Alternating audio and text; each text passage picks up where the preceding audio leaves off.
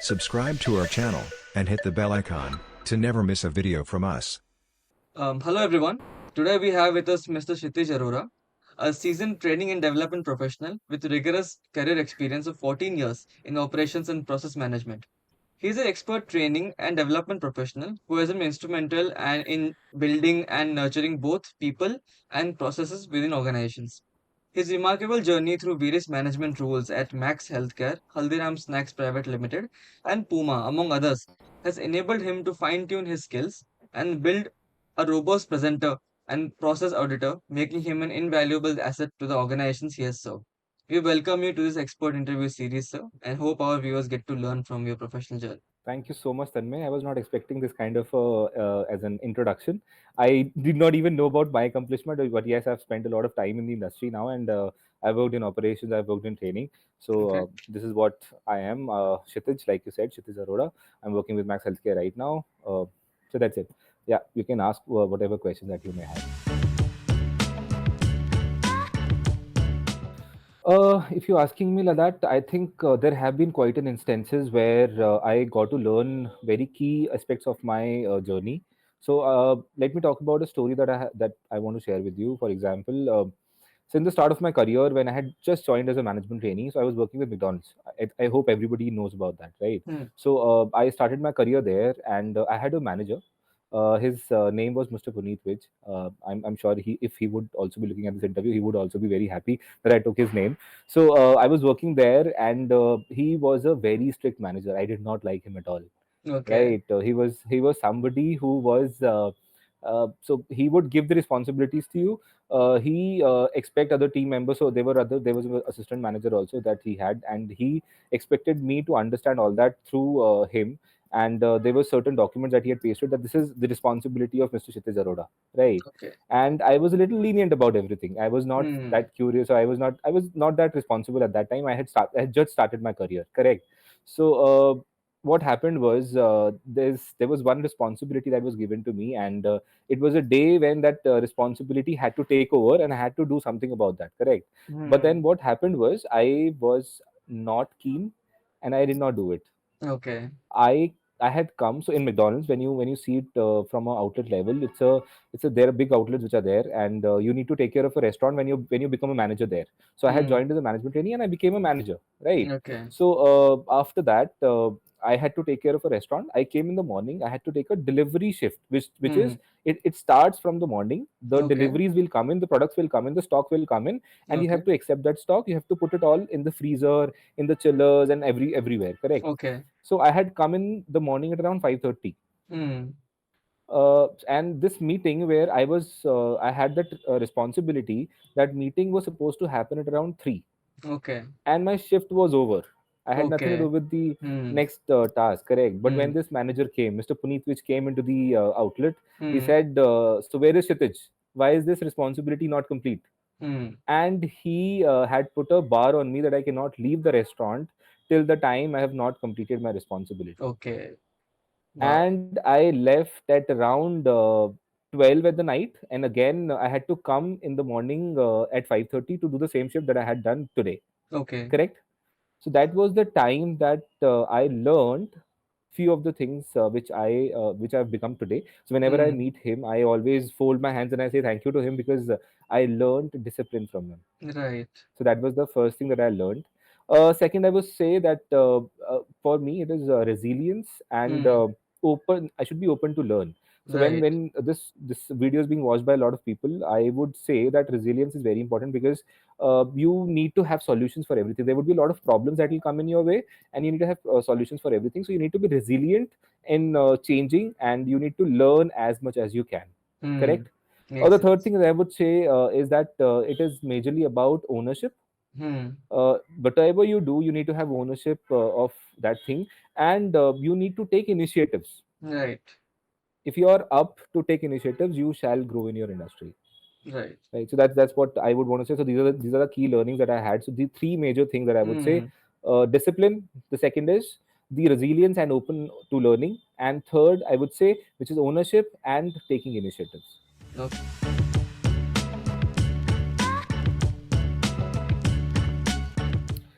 Uh, See, I think learning and development will stay the same everywhere. Okay. The only difference is that in an industry like McDonald's, or retail or QSR, Hmm. you can learn things from end to end, which means that within a span of time you will be able to learn everything that you can. Okay. However, in an industry like healthcare, Hmm. you are a trainer for a doctor, you are a trainer for a nurse, you are a trainer for somebody who's in a support department, which can be a restaurant, Hmm. which can be, I think, everything. So you will be a trainer for that, correct? Yeah. So the only thing is that everything binds is that if you have a strategy in mind, which is to have somebody help you out. Right. You can't be a subject matter expert in everything. Still, if you have somebody who would be able to help you, for example, if I am looking at the learning and development of a doctor, Hmm. I need to have a doctor in place who shall be training a doctor. I Right. can't be the trainer for him. Correct. So I need to have somebody like that. So I am in touch with everybody in the industry, in every industry, and I have people who are the subject matter experts, even in industries where I can learn things, which is like a Hmm. QSR or a restaurant.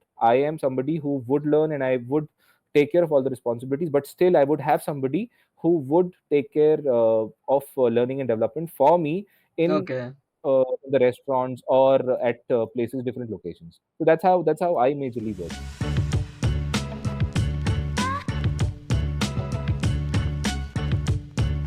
Okay. See, I think see, I would see it from two different point of views. The first Okay. one is from the point of view of an organization, Hmm. and second is from the point of view of a trainee. Because I'm Hmm. talking it from a sense of a learning and development manager. I have to train people, correct? Okay. So first is that you need to be relevant with the organization, with the needs that the organization has, and you need to know about those, and you need to be updated about everything which is happening. So Hmm. if there's an incident that has happened and the organization needs your help, Hmm. and they want somebody to be trained, you need to be there. So that is the Hmm. first thing that I would say. The second I would say is that it is important for a trainee to be in touch with you. So Okay. trainee means any participant who shall be attending your training sessions. So Right. you have to be there. So you need to tell them two things. First, what is in it for them? How Hmm. will that training help them, and how will it make them a better person, make them a better professional, make them a better working employee there. So that is Hmm. the second thing that I would say for a trainee. The second would be that after you have understood that what is in it there for you, it is the storytelling that you have for Hmm. them. So people all are always inclined towards stories. Hmm. If you Okay. teach them in a way which is like a story, they are all ears, and they would want to be for you. They would want fun in every training session, they would want stories to happen, and that's what will attract them the most. So that's how the organization and the trainees are both together, and Hmm. you're the binding strength for it, which is you're the cement in between two Right. uh, bricks like that. So you have to be that person. So that is how you need to be relevant. See, I think it is. So you start from HR. That's what I Okay. would say. There are different organizations who have a standalone L&D as well, learning and Okay. development as well. However, majorly if I talk about it as a whole, you need to start with HR, and there are different departments in HR as well. There's Okay. one which is learning and development. There are others which is recruitment, onboarding, HR operations, as in compliances, MIS. There are different departments which are there, Yeah. and so you start as an officer or you start as an executive after you have done your so if you're a graduate, you can start with operations, and then you can move on to becoming a trainer with the skills that you have. And if you're a masters in HR or something like that, then Hmm. you get into the you do internships with learning and development, you understand how things work. People will absorb you in your organization, and you'll start to grow, because Okay. it is about you connecting with the people of Hmm. the organization. When the leadership sees you, Hmm. they know that you're there and you're creating that impact, you will Okay. eventually grow. Okay. There's no stopping you at that time. So that's what I would say, that's how the career progression happens, and it is majorly about the performance that you have in your organization. Right. Makes sense. So, in your experience, how is the role of a learning and development manager evolved over the years? And what do you anticipate for the future of this profession? So when I had started my career, Hmm. I think the organizations were not very adaptable to learning and development. Okay. So the way I see it, you can Hmm. also agree to me on this. So when you go to any place, for Hmm. example, just take an example of a restaurant. You Okay. go to a restaurant, correct? You go there and there's nobody to greet you. Okay. There is nobody who is being polite to you. There's Hmm. nobody who is standing with you, supporting you. You would instantly say that people are not trained here. They have Right. no training. Right. Correct. Hmm. But as soon as you go to a place where everybody is greeting you, they're standing on toes and they're asking questions from you, you will be not even noticing it. Great. So Right. that's the situation that was there in the industry, and people, the organization did not understand learning and development earlier.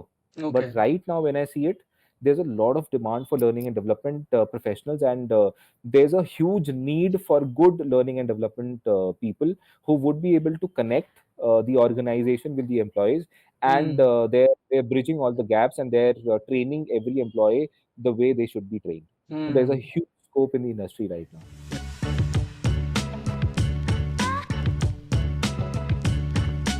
See, L&D will stay L&D, whichever industry that you are in, and you can switch to any industry because it is not very difficult. If you are achieving whatever the organization wants you to achieve, you would be able to switch industry. You would be everywhere. So if I talk about myself, I've worked in hotels. I've worked in Hmm. QSR like McDonald's. I worked with Haldirams. I've worked in retail, which is Puma. I've Okay. worked with healthcare, which is Max Hmm. Healthcare now. So the Right. learning and will remain same. There's no difference as such. Hmm. However, if I talk about the generation right now, see, Hmm. there's a lot of ambiguity about the generation which is coming now. Okay. Why am I saying this? Because earlier, in my generation or people before me, we used to say that hard work is the only thing that will make you stay relevant. Yeah. Correct. In the whole interview that you would see, I have not said hard work. Correct. Yes. Yes. So it Yeah, I is did. not a skill which I feel that is important. The Okay. generation now is looking for luxuries. So Okay. right now you're hearing words like there should be work-life balance. Why is the shift being extended? Why am I working so hard? And you would hear things like Yeah. that, correct? Makes sense. And I somehow relate with them Okay. because my grandfather was somebody who was looking for a job and did not have a job, and he Hmm. had to succumb to whatever was coming his way. Hmm. My father had a job and he had a good job, and over time he grew, and Hmm. he was able to make a living for himself and a good living.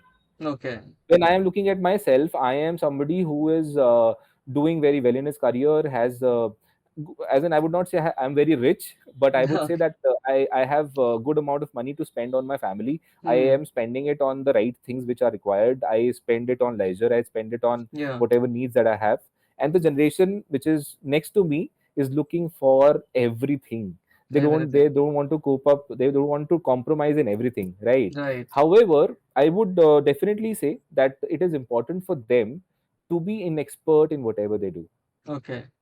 So even if you're not spending a lot of time in the organization, that is fine. I am Hmm. not somebody who would say that, oh, spend 8 hours, spend 9 hours, spend 10 hours. You have to spend a lot of time in there, but you need to be an expert in whatever you Yeah. do. If you are an expert, people are looking at you, and Right. you would make a difference. You would create a difference. So that's what I would want to tell the young generation which is coming up: be an expert. Try Wow. and learn as much as you can. Okay. Makes sense. And there's one more thing that I would want to say, that you need Yes. to build on capabilities while you're Hmm. growing in your career. The first thing that you should be looking at is that when you are an expert, you should Hmm. also be building capabilities along with you. So people who are surrounding you, they should also be learning good things from you, and that's how your journey should be. Yeah. So I would not talk about any quote here, but I Hmm. would definitely want to tell you about certain values that I have in my life. Okay. Values are very important, I feel. So my parents have given me certain values which are, you can say, sanskar in Hindi, Yeah. right? Yeah. Sanskar are very important. Whatever, you need to know what is right and what is wrong. So that Hmm. is the most important thing, correct? So the values are important because that's how you will live your life eventually.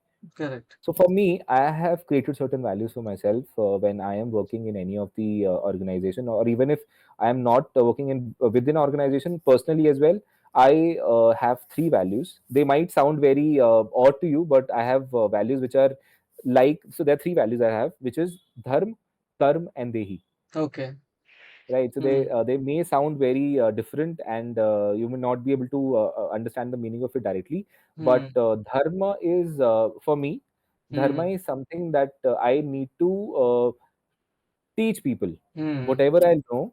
So that is my dharma, that whatever I know has to be benefiting to the other people. Hmm. And that's the reason I'm giving this interview as well, correct? When I was approached for this, I said, why not here? I must give out certain time and must give this interview. So that's because I have a value which is dharma. Yes. Makes sense. Yeah. The next is the second value that I have is karma, which is I Hmm. should be working passionately for everything that I do. I Hmm. am very focused on whatever I'm doing. So that is a Yes. value for me. And the third value that I have is dehi. Dehi is dehi is body. Hmm. Dehi is your soul. So Okay. you need to do something for your soul. Right. How will that happen? It will happen only through learning. I have a childlike curiosity. I am there to adapt to everything, and I'm there to learn, even if I Hmm. get to learn from anybody. So I'll give you an example. So earlier, I used to say namaskar to people. So Okay. that is a value that I have. I always say namaskar to people rather than saying good morning, good afternoon, or whatever. Hmm. I don't believe in all that. Yes, greeting is important, but for me, namaskar is very important. Okay. So I say namaskar to everybody, even with folded hands sometimes. Correct. So I was once crossing, and there Hmm. was somebody who said namaskar to me Hmm. with folded Okay. hands. And Okay. I had something in my hands, and I was not able to say namaskar to him the way he said that to me. Huh. Correct. So Okay. his hands were folded. I also wanted to fold my hands, but I had a lot of Right. things in my hand. I had a Right. laptop, I had a diary, and everything. So this person, what he did was, uh, once he did something like that. So when I said Okay. namaskar, so he also had something in his hand. He was a security guard, Hmm. and he did like this, Hmm. namaskar, sir. Hmm.